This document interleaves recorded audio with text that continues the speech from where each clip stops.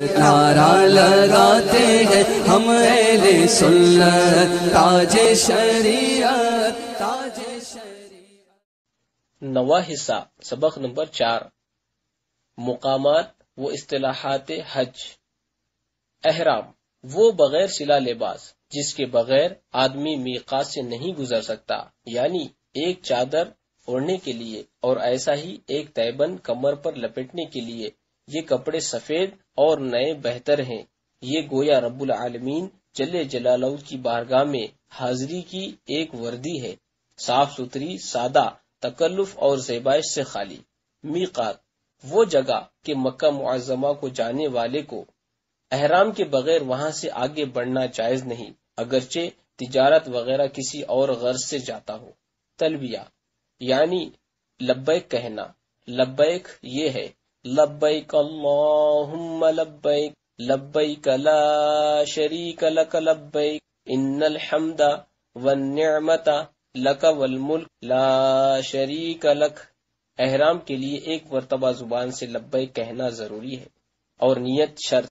حرم کعبہ مکہ معظمہ کے گرد اگر کئی کوس کا جنگل ہے، ہر طرف حدیں بنی ہوئی ہیں، ان حدود کے اندر وہاں کے وحشی جانوروں حتیٰ کہ جنگلی کبوتروں کو تکلیف و ایذا دینا بلکہ تر گھاس اکھیڑنا تک حرام ہے۔ تمام مکہ مکرمہ، مینا، مزدلفہ یہ سب حدود حرم میں ہیں، البتہ عرفات داخل حرم نہیں۔ حل حدود حرم کے بعد جو زمین میقات تک ہے اسے حل کہتے ہیں۔ طواف مسجد حرام میں خانہ کعبہ کے ارد گرد بطریق خاص چکر لگانے کا نام طواف ہے۔ مطاف مسجد حرام ایک گول وسیع احاطہ ہے جس کے کنارے کنارے بکثرت دالان اور آنے جانے کے راستے ہیں، بیچ میں خانہ کعبہ کے ارد گرد ایک دائرہ ہے، یہی مطاف ہے یعنی طواف کرنے کی جگہ۔ رکن خانہ کعبہ کا گوشہ جہاں اس کی دیواریں ملتی ہیں جسے زاویہ کہتے ہیں۔ کعبہ معظمہ کے 4 رکن ہیں۔ رکن اسود جنوب و مشرق کے گوشے میں، اسی میں زمین سے اونچا سنگ اسود نصب ہے۔ رکن عراقی شمال و مشرق کے گوشے میں، دروازہ کعبہ انہی 2 رکنوں کے بیچ کی شرقی دیوار میں زمین سے بہت بلند ہے۔ رکن شامی شمال و مغرب کے گوشے میں، سنگ اسود کی طرف منہ کر کے کھڑے ہوں تو بیت المقدس سامنے پڑے گا۔ رکن یمانی مغرب اور جنوب کے گوشے میں۔ ملتزم مشرقی دیوار کا وہ ٹکڑا جو رکن اسود سے دروازے کعبہ تک ہے۔ طواف کے بعد مقام ابراہیم پر نماز و دعا سے فارغ ہو کر حاجی یہاں آتے ہیں اور اس سے لپٹتے اور اپنا سینہ و پیٹھ اور رخسار اس پر رکھتے اور ہاتھ اونچے کر کے دیوار پر پھیلاتے ہیں۔ میزاب رحمت سونے کا پرنالہ کے رکن عراقی شامی کی بیچ کی شمالی دیوار پر چھت پر نصب ہے۔ حطیم اسی شمالی دیوار کی طرف زمین کا ایک حصہ جس کے گرد ایک قوسی کمان کے انداز کی چھوٹی سی دیوار دی گئی ہے اور دونوں طرف آمد و رفت کا دروازہ ہے۔ مستجار رکن یمانی و شامی کے بیچ میں غربی دیوار کا وہ ٹکڑا جو ملتزم کے مقابل ہے۔ مستجاب رکن یمانی اور رکن اسود کے بیچ میں جنوبی دیوار، یہاں 70,000 فرشتے دعا پر آمین کہنے کے لیے مقرر ہیں، اس لیے اس کا نام مستجاب رکھا گیا ہے۔ اطباع شروع طواف سے پہلے چادر کو داہنی بغل کے نیچے سے نکال کر دونوں کنارے بائیں مونڈے پر اس طرح ڈال دینا کہ داہنا مونڈا کھلا رہے۔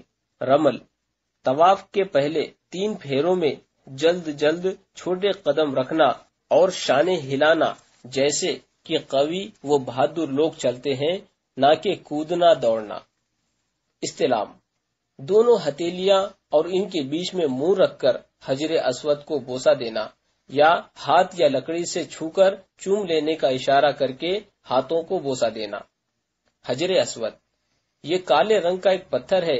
حدیث میں ہے کہ حجر اسود جب جنت سے نازل ہوا دودھ سے زیادہ سفید تھا، بنی آدم کی خطاؤں نے اسے سیاہ کر دیا۔ خانہ کعبہ کے طواف کے شروع اور ختم کرنے کے لیے وہ ایک نشان کا کام دیتا ہے۔ مقام ابراہیم دروازہ کعبہ کے سامنے ایک قبا میں وہ پتھر ہے جس پر کھڑے ہو کر سیدنا ابراہیم خلیل اللہ علیہ الصلوۃ والسلام نے کعبہ بنایا تھا۔ ان کے قدم پاک کا اس پر نشان ہو گیا جو اب تک موجود ہے، جسے اللہ تعالیٰ نے آیت بینات میں شمار فرمایا۔ قبہ زمزم شریف، یہ قبہ مقام ابراہیم سے جنوب کو مسجد شریف ہی میں واقع ہے، اور اس قبے کے اندر زمزم کا چشمہ ہے۔ باب صفا، مسجد شریف کے جنوبی دروازوں میں سے ایک دروازہ ہے جس سے نکل کر سامنے کوہ صفا ہے۔ صفا کعبہ معظمہ سے جنوب کو ہے۔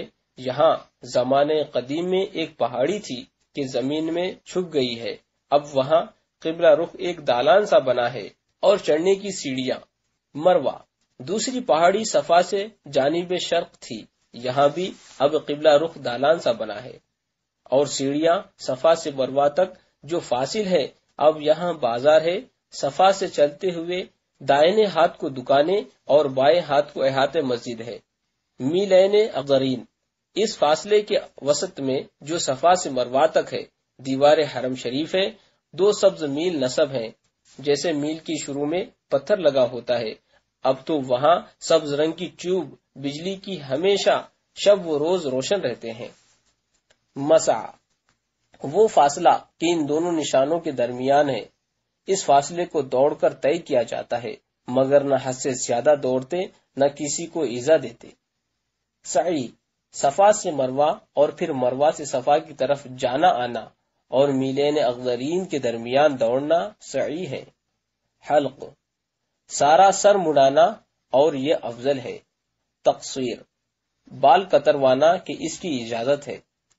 وقوف عرفہ 9 ذی الحجہ کو عرفات میں ٹھہرنا اور اللہ کے حضور زاری و خالص نیت سے ذکر و لبیک و دعا و درود و استغفار اور کلمہ توحید میں مشغول رہنا، اور نماز ظہر و عصر ادا کرنا، اور نماز سے فراغت کے بعد بالخصوص غروب آفتاب تک دعا میں اپنا وقت گزارنا۔ موقف عرفات میں وہ جگہ کہ نماز کے بعد سے غروب آفتاب تک وہاں کھڑے ہو کر ذکر و دعا کا حکم ہے۔ بطن عرنہ عرفات میں حرم کے نالوں میں سے ایک نالہ ہے۔ مسجد نمرہ کے مغرب کی طرف یعنی کعبہ معظمہ کی طرف یہاں وقوف جائز نہیں، یہاں قیام یا وقوف کیا تو حج ادا نہ ہوگا۔ مسجد نمرہ میدان عرفات کے بالکل کنارے پر ایک عظیم مسجد ہے، اس کی مغربی دیوار اگر گرے تو بطن میں گرے گی۔ جبل رحمت عرفات کا ایک پہاڑ ہے، زمین سے تقریباً 300 فٹ اونچا اور سطح سمندر سے 3000 فٹ اونچا ہے۔ اسے موقف اعظم بھی کہتے ہیں۔ اسی کے قریب حضور صلی اللہ تعالی علیہ وسلم کا موقف ہے، جہاں سیاہ پتھروں کا فرش ہے۔ مزدلفہ عرفات اور مینا کے درمیان ایک کشادہ میدان ہے، عرفات سے تقریباً 3 میل دور۔ یہاں سے مینا کا فاصلہ بھی تقریباً اتنا ہی ہے۔ کہتے ہیں کہ عرفات میں قبول توبہ کے بعد حضرت آدم علیہ السلام اور اماں حوا رضی اللہ تعالی عنہ مزدلفہ ہی میں ملے تھے۔ مازنین عرفات اور مزدلفہ کے پہاڑوں کے درمیان ایک تنگ راستہ ہے۔ حضور اقدس صلی اللہ تعالی علیہ وسلم عرفات سے مزدلفہ اسی راستے تشریف لائے تھے۔ مشعر حرام اس خاص مقام کا نام ہے جو مزدلفہ کی 2 پہاڑیوں کے درمیان ہے، اور خود سارے مزدلفہ کو بھی مشعر حرام کہتے ہیں۔ مزدلفہ میں حضور صلی اللہ تعالی علیہ وسلم کے وقوف کی جگہ گنبد بنا دیا گیا تھا۔ آج کل یہاں ایک مسجد بھی ہے جسے مسجد مشعر الحرام کہا جاتا ہے۔ مشعر حرام کو قزح بھی کہتے ہیں۔ وادی محصر یہ وہی مقام ہے جہاں اصحاب فیل کے ہاتھی تھک کر رہ گئے اور مکہ معظمہ کی طرف آگے نہ بڑھ سکے اور سب ہلاک ہو گئے۔ مینا ایک وسیع اور کشادہ میدان جو پہاڑوں کے دامن میں واقع ہے۔ مزدلفہ سے یہاں آ کر رمی جمار، قربانی وغیرہ افعال ادا کیے جاتے ہیں۔ مسجد خیف مینا کی مشہور اور بڑی مسجد کا نام ہے۔ خیف وادی کو کہتے ہیں۔ کہا جاتا ہے کہ اس مسجد میں 70 نبی آرام فرما ہے۔ مسجد خیف پر 8 پہلو قبہ ہے۔ اس قبے کی جگہ کے متعلق کہا جاتا ہے کہ بہت سے پیغمبروں نے نمازیں یہاں ادا فرمائی ہیں، اور حضور صلی اللہ تعالی علیہ وسلم کا خیمہ بھی یہاں نصب کیا گیا تھا۔ رمی مینا میں واقع 3 جمروں پر کنکریاں مارنے کو کہتے ہیں۔ جمار مینا کے میدان میں پتھر کے 3 ستون کھڑے ہیں، انہی کا نام جمار ہے۔ ان میں سے پہلے کا نام جمرہ اولا، دوسرے کا نام جمرہ وسطی اور تیسرے کا نام جمرہ عقبہ ہے۔ یہ مکہ معظمہ سے مینا آتے ہوئے پہلا مینارہ ہے۔ مکہ اور مکے کے قریب و جوار میں قابل زیارت مقامات کون کون سے ہیں؟ یہ مقامات اگرچہ اب اپنی اصل شکل و صورت میں باقی نہیں، تاہم ان کی زیارت اور وہاں پہنچ کر اپنے اور دوسرے مسلمانوں کے لیے دعائے خیر میں مفت کی برکات حاصل ہوتی ہیں، تو ان سے محرومی کا داغ لیے آدمی کیوں پلٹے۔ بہرحال وہ مقامات یہ ہیں: جنت المعلی، یہ مکہ مکرمہ کا مشہور قبرستان ہے، مینا کے راستے میں مسجد حرام سے تقریباً 1 میل دور ہے۔ یہ قبرستان مدینہ منورہ کے قبرستان جنت البقیع کے علاوہ دنیا کے تمام قبرستانوں سے افضل ہے۔ بعض صحابہ و تابعین اور بہت سے اولیاء کاملین و صالحین یہاں زیر زمین آرام فرما رہے ہیں۔ اب اس قبرستان کے بیچ میں سڑک ہے۔ مکہ معظمہ کی طرف والا حصہ نیا ہے اور مینا کی جانب والا پرانا۔ حضرت بی بی خدیجہ الکبریٰ رضی اللہ تعالی عنہا کا مزار شریف پرانے حصے میں واقع ہے۔ مکان خدیجہ الکبریٰ رضی اللہ تعالی عنہا، یہ وہ جگہ ہے جہاں ہجرت کے زمانے تک حضور صلی اللہ تعالی علیہ وسلم کا قیام رہا۔ یہیں حضرت فاطمہ الزہرا رضی اللہ تعالیٰ عنہ کی پیدائش ہوئی۔ مولد شریف، یہ وہ مقدس گھر ہے جہاں حضور اقدس صلی اللہ تعالی علیہ وسلم کی ولادت شریفہ ہوئی۔ اب اس مقام پر ایک لائبریری قائم کر دی گئی ہے، یہ شعبہ علی میں ہے۔ مکان صدیق اکبر رضی اللہ تعالی عنہ، حضور صلی اللہ تعالی علیہ وسلم اس میں بہت مرتبہ تشریف لے گئے۔ ہجرت کے لیے اسی مکان سے غار ثور تک روانگی عمل میں آئی۔ اب یہاں آپ کے نام پر مسجد ابو بکر ہے۔ دارالارقم، یہ جگہ حضور اقدس صلی اللہ تعالی علیہ وسلم کی تبلیغی مرکز رہی ہے۔ حضرت عمر فاروق اعظم رضی اللہ تعالی عنہ یہیں اسلام لائے تھے۔ یہ جگہ صفا کی سمت میں بنے ہوئے مسجد حرام کے دروازے میں سے پہلے دروازے کے سامنے ہے۔ اس دروازے کی محراب پر دارالارقم لکھا ہوا ہے۔ غار ثور، یہ غار مکہ مکرمہ سے تقریباً 3 میل دور جبل سور میں ہے۔ 1.5 میل کی چڑھائی کے بعد یہ غار آتا ہے۔ سیڑھیاں بنی ہوئی ہیں۔ حضور صلی اللہ تعالی علیہ وسلم مکہ معظمہ سے ہجرت فرما کر اسی غار میں 3 دن رات ٹھہرے۔ غار حرا، یہ غار جبل نور میں واقع ہے۔ چڑھائی زیادہ نہیں، تقریباً 15 فٹ لمبا اور 10 فٹ چوڑا ہے۔ حضور صلی اللہ تعالی علیہ وسلم پر پہلی وحی اسی غار میں نازل ہوئی۔ غار کے قریب ترکوں کے زمانے کا بنا ہوا ایک چھوٹا سا تالاب ہے۔ یہ غار قبلہ رخ ہے۔ غار مرسلات، یہ غار مسجد خیف کے قریب عرفات جاتے ہوئے دائیں ہاتھ پر ہے۔ یہیں سورہ مرسلات نازل ہوئی۔ اسی غار کے متعلق کہا جاتا ہے کہ اس میں حضور جان عالم صلی اللہ تعالی علیہ وسلم کے سر اقدس کا نشان ہے۔ ان مقامات کے علاوہ مکہ اور اس کے ارد گرد حسب ذیل مقامات قابل زیارت ہیں: مسجد حمزہ، مسجد جن، مسجد شجرہ، مسجد خالد، مسجد سوق اللیل، مسجد اجابت، مسجد جبل ابو قیس، مسجد عائشہ، مسجد کوثر، مسجد بلال، مسجد عقبہ، مسجد جعراس، مسجد النہر، مسجد الکبش یا منحر ابراہیم، مسجد شق القمر وغیرہ۔ مدینہ طیبہ میں مقامات زیارت کون کون سے ہیں؟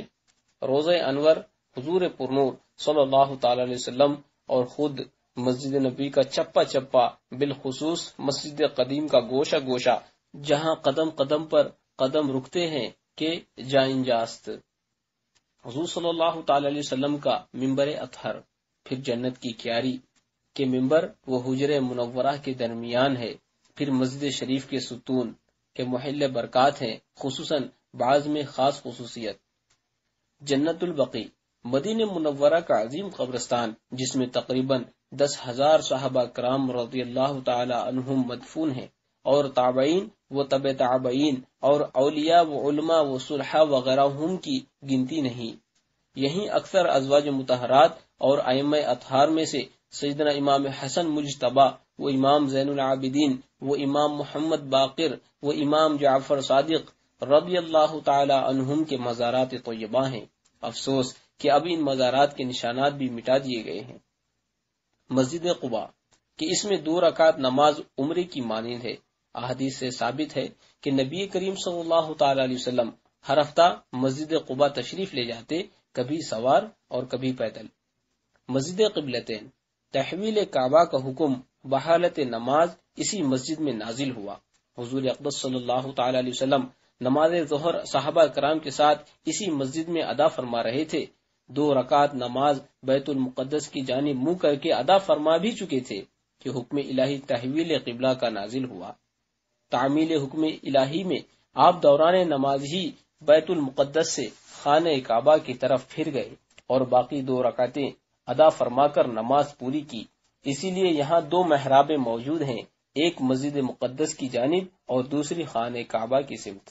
ان کے علاوہ اور بھی مساجد کریمہ ہیں جن سے اسلامی تاریخ وابستہ ہے، مثلا مسجد کبیر، مسجد جمعہ، مسجد شمس، مسجد بنی قریظہ، مسجد ابراہیم، مسجد ظفر، مسجد عجابت، مسجد فتح، مسجد بنی حرام، مسجد ذباب وغیرہ۔ شہدائے احد کہ حضور صلی اللہ تعالی علیہ وسلم ہر سال کے شروع میں قبور شہدائے احد پر آتے۔ یہیں سید الشہداء حضرت حمزہ رضی اللہ تعالی عنہ کا مزار شریف ہے۔ مدینہ طیبہ کے کنویں جو حضور صلی اللہ تعالی علیہ وسلم کی طرف منسوب ہیں، یعنی کسی سے وضو فرمایا، کسی کا پانی پیا اور کسی میں لعاب دہن ڈالا، مثلا بیر عریس، بیر عرس، بیر روحا، بیر بداعہ، بیر حا، بیر روما، بیر احاب، بیر انس بن مالک، بیر بصا، بیر اہن، ان میں کچھ باقی ہیں، کچھ بے نشان ہو گئے۔